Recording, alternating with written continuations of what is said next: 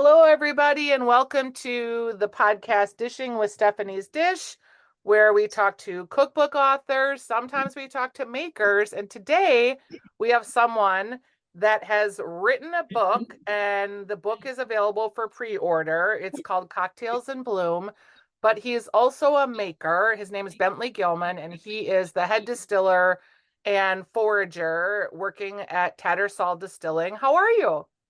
I'm doing so well. Thank you so much for having me. Yeah, I haven't seen you like face to face for a while, so it's good to get my eyes on your face again. It has been quite a bit. How is it with you guys being primarily now in River Falls? I know you still have your cocktail room here, but you're migrating that.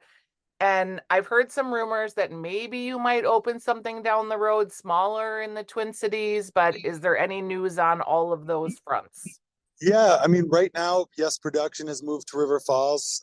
The cocktail room, helmed by Brian and Erica, is still doing really well in Northeast. So please come and see us. It's our last year there, and it'll actually be our 9-year anniversary on July 8th in that space, open to the public. So that'll be kind of a cool thing. So we're planning some kind of little farewell stuff to that spot. But, as you know, we've outgrown it and we're over in River Falls now, but we still have a lot of love for Minnesota. So it won't be long. So you do you live in the Twin Cities or are you driving back and forth? Do you go to work at 5:30? Yeah, I miss most of the traffic being that I leave when I do. Why would you leave as somebody who works in a cocktail environment and who is a head distiller? I'm curious why you would go to work at 5:30 in the morning. That seems very counterintuitive to what I would think. Yeah, well, so luckily I'm not working behind the bar. We have fantastic and qualified people doing that. I'm just making stuff in the back. So we fire up the stills early so we can get the most out of the day. When we're running production, it can take quite a while to run a large batch, as we do daily. So having all that time, 10 plus hours a day, to get everything done, is kind of the best way for it. Plus, got 2 little kids at home, and getting home for dinner is very important. Oh, I'm so glad to hear that. Yeah. So you are a really interesting cat. So when I first met you, I met you behind the bar, but I know that you've always had like this outdoorsy side to you. And I'm curious to hear how that has translated into the book, Cocktails in Bloom. It's 68 pages and it's available for pre-order. And it is a foraged cocktail book. So have you always had like a love of the outdoors? Yeah, absolutely. Growing up, it just was part of life. And I think when we first met, I was working up in Dayton's Bluff at the Yep. strip club, along with Dan, one of the founders of Tattersall. And yeah, I mean, that was cool because, again, I would be out in the woods early in the morning, come back, wash up, head to work. So it's always been something that I've done, and that people who know me have tried my experiments and weird stuff. And this cocktail book really is kind of the idea was to make the botanicals super accessible, and the recipes super accessible too. So this was kind of combing through some of my back pages of recipes and things like that I knew would be they would prove really well for people when they went about trying them. They could find most everything really just in their backyard, and focuses quite a bit on invasives and stuff too. So that's just kind of that sustainability aspect, removing invasive species from the natural setting as much as possible, and give people different experiences of potentially plants that they consider noxious weeds, and spend all this time and effort putting spray down on them and things like that. If you can kind of just change people's opinions on some of these things, everything has a purpose. It's funny when you start to look at your outdoor environment like that. And one of the things that I think we saw with COVID that was so nice was everybody sort of reconnected outside and we spent a lot more time outside. I know for some people that has sort of gone away a little bit, but I think some of us have really tried to keep that as part of our like daily living. Can you give me an example of something that would be like a noxious weed in our backyard that somehow you're going to make into a cocktail. Like I think I saw in the book Creeping Charlie. Yeah, yes. Yeah, so another common name for it is ground ivy, which I feel like is such a prettier name. Its Latin name is not very pretty. It's like glechoma, so that's not a very nice sounding either. But yeah, so ground ivy, and we are making a ground ivy vermouth in the recipe book. There, it's got this aroma. If you've ever mowed it or walked over it, it's kind of sage-like. It is in the mint family, and it has this kind of almost honey-like character to it, especially when it's in bloom. And I think it's really, really pretty, and just a very, very simple preparation for that. We call it a ground ivy vermouth. Obviously, it doesn't have wormwood in it, so it's not technically a vermouth because that's where, vermouth obviously gets its name, but it's something in that vein. So we take about a, cup of ground ivy clippings, which takes about 30 seconds to clip if your yard is taking over about it. And then you're going to macerate that with about a quarter cup of sugar, less or more depending on your taste, but you can always adjust more on the back end. So I tend to err on the side of caution. And then just toss that in a bowl with the ground ivy, kind of massage it a little bit and let it sit in your fridge for 24 to 48 hours. And then pour a bottle of cheap white wine over it and let it sit in the fridge for another 24 hours. And then strain it. You can taste it at that point if it needs a little more sweetness to your tasting. If you got a really dry white wine, you can adjust the sweetness up. But then you can use that in a bunch of things very simply in just a spritz garnished with a little creeping Charlie or ground ivy. Or you could do, it's really fun in a martini, really simple martini, but it's also just really amazing to kind of taste it and you get the aroma, but you get all these new things going on in its preparation method. And if you make it with NA wine, which is becoming more and more bountiful and available, you can have a really awesome NA option. And that's really kind of the other fun thing that has occurred. Because obviously Tattersall, we're known for spirits. This book also gave us the opportunity to, each of the botanical headings has its own, we call it a free spirited selection. So there's different preparation methods. Some of them have their own wild bar item, and some of them use the wild bar item, but in a different mocktail or NA selection. So that's been pretty fun too. I feel like I'm totally going to do this because my neighbor and I were just lamenting her amount of creeping Charlie, and she has an organic yard and there's flowers on it right now. It's actually Oh kind of pretty.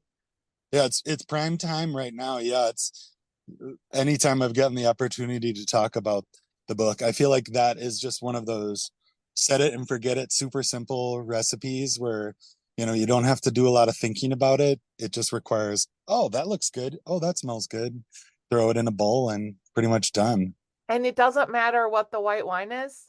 No, I mean, used everything over the years in R&Ding it. I've used NA wine before. I've used, the cheapest box white wine to make large batches of it for get-togethers and things like that. Really, really doesn't matter. I would err on the side of a drier wine, just because you can always adjust the sweetness on the back Yeah. end. But it's really, the world is your oyster when it comes to this one. I think I have like, you know how people come over and they bring you wine, Oh and yeah, sometimes they bring you the wine that they don't really like at their house, but they think yeah. maybe you'll like it. Like, so I think I have a few bottles of crappy Chardonnays. Oh, it's gonna be perfect. Yeah, I'm gonna do this. So you've been at Tattersall for a long time Yeah. and have done a lot of cool things with cocktails. Tell me about like how you're all just sitting around and the Forager book came to light, because I also don't think that people realize Tattersall has an amazing app for making drinks. Yeah, we do. That's kind of just the spirit of Tattersall. One of our guiding principles is redefining expectations. And so that's kind of what we continue to strive to do, whether it's through putting forward an app that's got, 400 plus drinks that is searchable for your through base spirit and the like, or, just sitting around kind of figuring out a way in which to tell the story to people and talk to people. And being that foraging and especially like foraged cocktails has been something that I've always done for myself and for my friends and family. it just was kind of a natural extension of like sitting around. It was actually 2 years ago, and we're like, should we make a foraged cocktail book? And it just kind of was like, yeah, let's do it. It's again, it's that redefining expectations. It's we've been really focused with the new facility on upping our sustainability game. So it's just kind of a natural extension of those efforts, which has felt really good. And when you think about cocktails and you think about all the resources that are available to you to make cool stuff, did you start with foraging food first, or has it always been a cocktail focus? Well, when I was a kid, it started with foraging, just like black cap raspberries and thimbleberries and that kind of stuff. So it was very food focused. And then it also kind of grew into this just fascination with differences in plants. Like I remember gathering. I was born close to Halloween, so I think I have like that spooky thing going on. So I would have like jars of potions and things like that of different plants, and over time, got some directions from some people that I knew as a young kid. I had a friend of mine's mother um, knew tons of plants. She didn't always know exactly the uses of them, but she could tell you the name of them. And then I could find out about, what they were used for, different things like that. And it just opened this doorway to, oh, wow, there's so much, the earth has so much to offer. And that's just kind of always been something that's been exciting for me. And I can't really ever turn it off.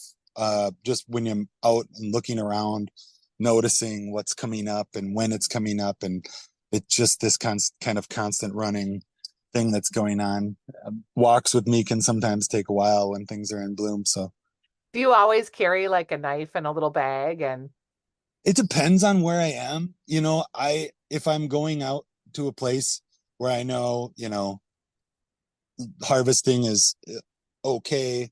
I'm familiar with the local regulations, or I'm going to somebody's land and they're like, no one's ever been out here to tell me what it is. Absolutely. yeah, I will bring a bag. Mostly I just also very much like to take the plants in just visually too, because I think that is part of the listening that is innate in all of us as human beings. And when a plant draws your attention, it's calling to you. you know we externalize our psychology on everything in our environment, from tarot cards to tea leaves to whatever's growing around us. And when it draws your attention, there's a reason it's drawing your attention. And maybe it's because um, it has something to offer you. you know there's plenty of evidence of late Neolithic hunter gatherers and even Neanderthals who had, plant material in their teeth and in their satchels that were for the ailments that we can now see they had. So there is this natural language that we can partake in. And sometimes the thing that's calling to you isn't edible at all. In fact, it might be toxic, but that might be teaching you something that you need to learn too. yeah, the way you speak about that sounds very much like the way that Native Americans interpret their environments, the food, their belief systems, the medicines that they use. Did you ever read the book The Seed Keeper? I have not, no.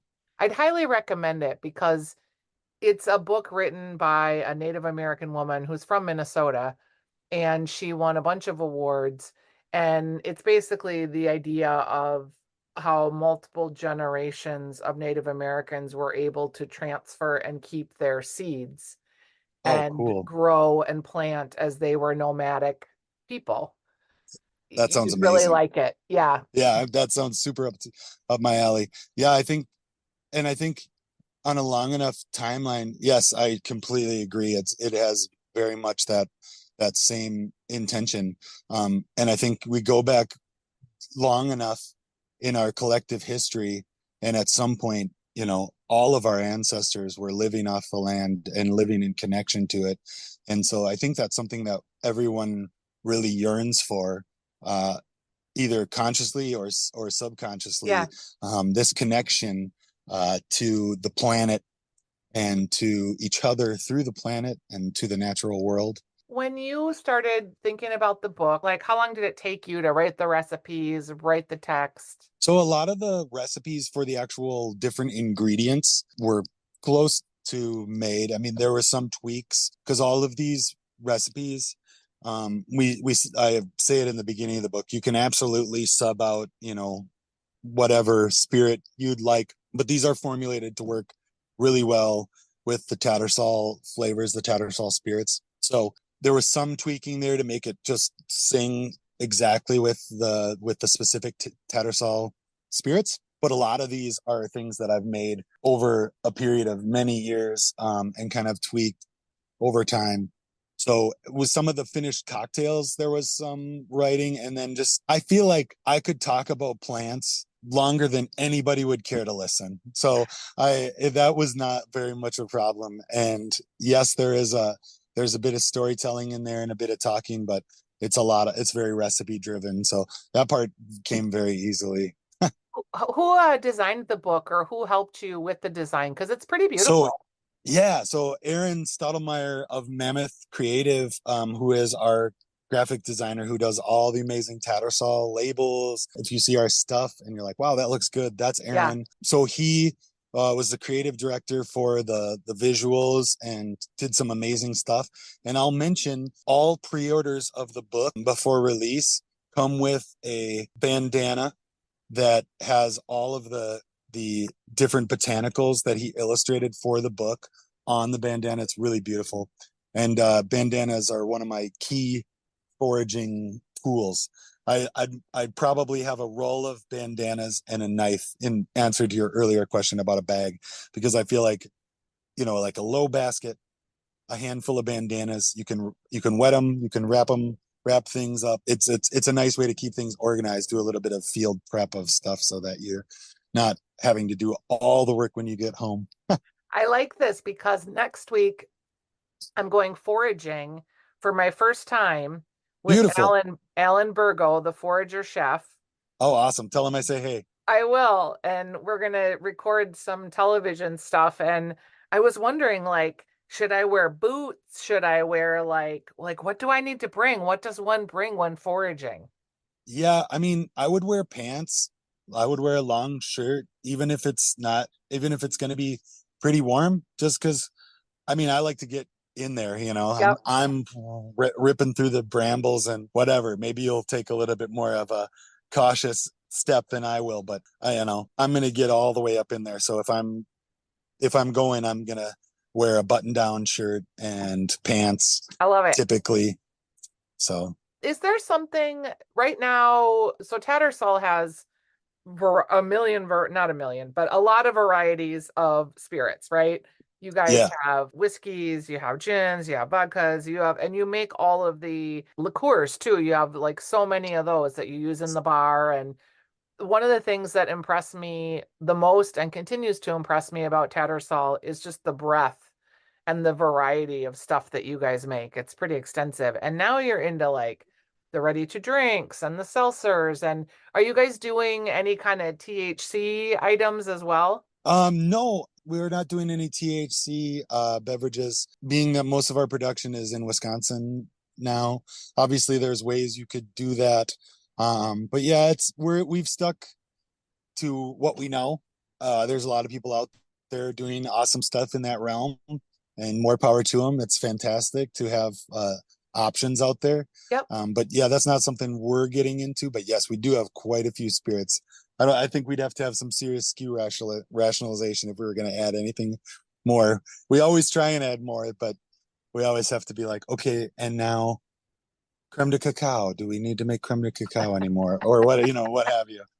Because I will also it's at say, least 40 something yeah, spirits at this point. I it's a mean, lot.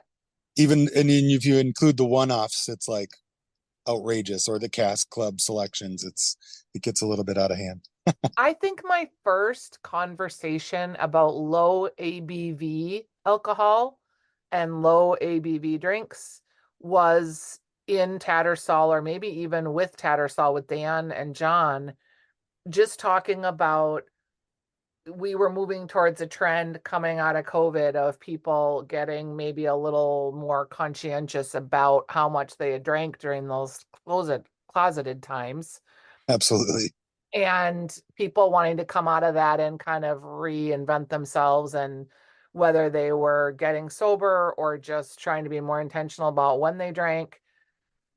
How are you guys addressing that moving forward? Because we are seeing trends that younger people are just drinking less. Yeah, absolutely. Well, you'll see that in our canned cocktails. They're 4.5%, 100 calories. So, it's just that exactly what you're talking about there, where, you can have one or two, feel great, be active, and whatever people want when they walk through the door, it behooves you to make it happen for them. So if people want low ABV beverages, great. That's awesome. That is the hospitality, and that's the service that just needs to happen when you're doing the thing. I think people too, like we started out with so many breweries, then we're adding all the distilleries, then we added the cideries. And one thing that you guys always did so well that makes me feel a little sad that the cocktail room's going to close is I thought you really approached hospitality in a super thoughtful way and really offered that up to the guest. Like I never went and sat at your bar and felt like it was too shishi or too exclusive, or I couldn't ask questions about what it was that you guys were pouring me. And I think sometimes that's kind of gotten I lost. do think it can get lost in those special places that still hearken to that level of service. And it's not dead. It's just across the river. If you come Yeah. on Yep. over to River Falls. But yes, I do thank you for saying that. That means a lot. It's what we strive for, with Dan's background, with where we've worked and everything like that. The hospitality is top tier. It's just making people feel heard, understood. It's the opportunity to give somebody a really special time. And yeah, I think more and more people are nostalgic for that enough so that it's going to make a comeback. It's got to make a comeback. It's Yeah, I human hope nature so. to, it's, the Cinderella story. And if we talk about your place in Wisconsin, it's very beautiful. It's very large. I was It so like is. surprised how big it was. And it doesn't feel, it's kind of in multiple different areas, so it doesn't feel like it's just a cavern, but it is really large. Like you guys have huge facilities to do lots of things. Absolutely. Yeah. The outdoor amphitheater, the event center, just the distillery proper, the restaurant, everything. Yeah. And the nice part is it's not far. It's not far. Like that's the crazy thing, it's as somebody who drives it, twice a day, it is a 35-minute drive when there's not traffic. It's a very, very simple, if you were trying to drive from St. Paul to get dinner in Minnetonka, it'd probably take longer. Yeah. Yeah, I think that's probably true. All right, before we let you go, another area of foraging with cocktails that seems to work really well is the conifers. So, Yes, can you help us understand like something we might have in our yard that or our sure. cabin that could be made into something good? Absolutely. Well, we've got a couple representatives in that category in the book. One of them preparation method is a little bit easier than the other. But we have a recipe for a spruce tip tonic in there that's bittered with dandelion root. So obviously everybody's got dandelions. Most of us have spruce trees around. It also works with fir trees as well. And it's using the young tips to make a tonic syrup using dandelion roots as the bittering agent. That's a little more involved. But the other one is just taking some Eastern white cedar or arborvitae, the pyramidal Yeah. ones that you see kind of like as hedgerows and things like that. Taking about a half cup of that, rough chopping it, putting our tight line vodka over that and letting it sit for 1 to 3 days, just tasting it every day, and then using that to make a really awesome cedar maple Collins. So just like 1 to 1.5 ounces of that, a little quarter to a half ounce of maple syrup, topping with soda water. It's just like really interesting flavors. The cedar and the maple work so well together. But yeah, there's definitely a lot. Like I said, Earth has a lot to offer, and this book is an invitation, but it really just scratches the surface, and it's hopefully it piques people's interests, generates connection to the planet, and because that's what it's all about. You can't be good stewards of something that you have no connection to.